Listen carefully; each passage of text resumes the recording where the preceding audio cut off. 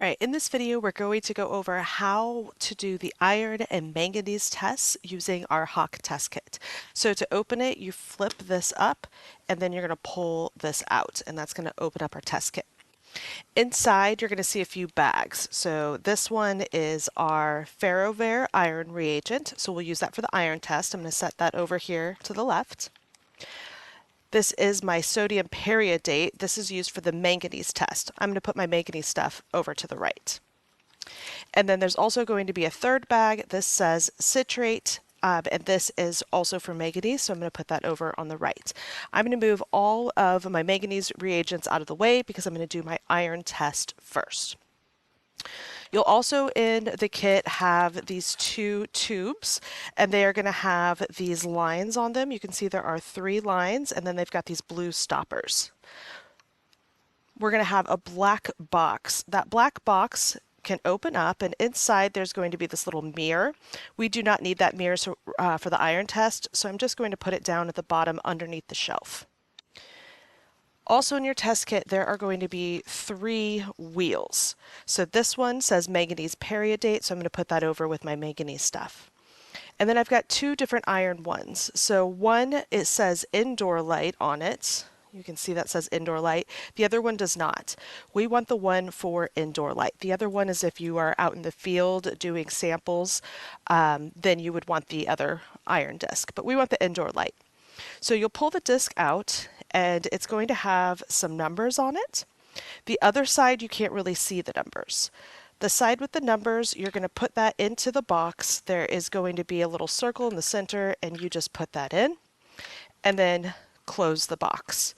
And you can see from the left side, you are able to spin this wheel. All right, let's go ahead now and get started with our samples. To run the iron test, you're going to need to have a clean 10 mil graduated cylinder. We want to get exactly 5 mils of liquid. So we want the bottom of the meniscus to be right at the top of that 5 mil line. So I recommend that you have your solution in a beaker and then also have a dropper. You can get that from your drawer. And you're just going to fill it up and add it to your 10 mil graduated cylinder until you get to the 5 mil line. And again, we're looking for it to be right exactly 5 mils.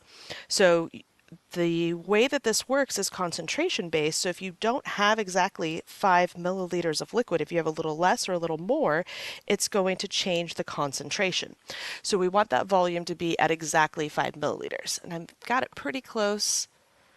It looks like I need maybe just one more drop. All right, so that's my first 5 milliliters, and I'm going to put that into one of my tubes. I'll put the lid back on, and this one is my control. I'm going to stick my control in the left compartment. So in the black box, there are 2 holes at the top. I'm going to stick this into the left hole. All right, now I'm going to grab my graduated cylinder, and I'm going to do it again. I'm going to grab 5 more milliliters of water, or not water, but of my solution that I'm testing. So again, I want to use my pipette, and I want to try to be exactly at 5 milliliters with the bottom of the meniscus at 5.00.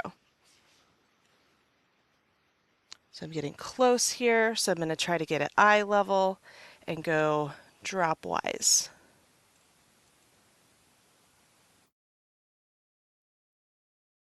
All right, that's my 5 milliliters.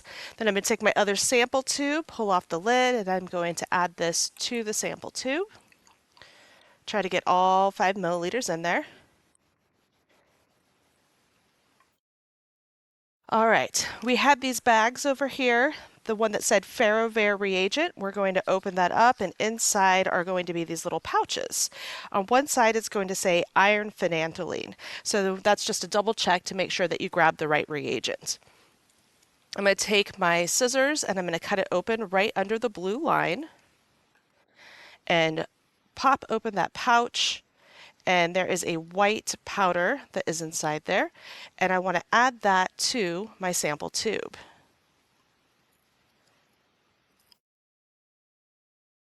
You can see I got quite a bit of it down the side. That is okay, because what I'm going to do next is I'm going to put the lid on it and I'm going to shake it up. And you can see a nice orange color starts to really immediately develop. So I've got my finger on top of the lid and I'm just twisting it back and forth, rinsing down the sides. All right, now I can take that sample tube and put it into the right hole on the black box. And what I want to do next is I want to move the wheel, and what I want is I want the color on the left side to match the color on the right side. So I'm going to twist this until they look to be the exact same color. So I can see it's still a little bit lighter over here. This is a little bit darker.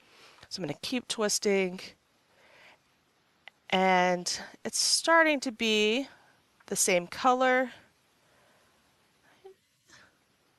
I think that looks like it. I'm going to go past it just a little bit.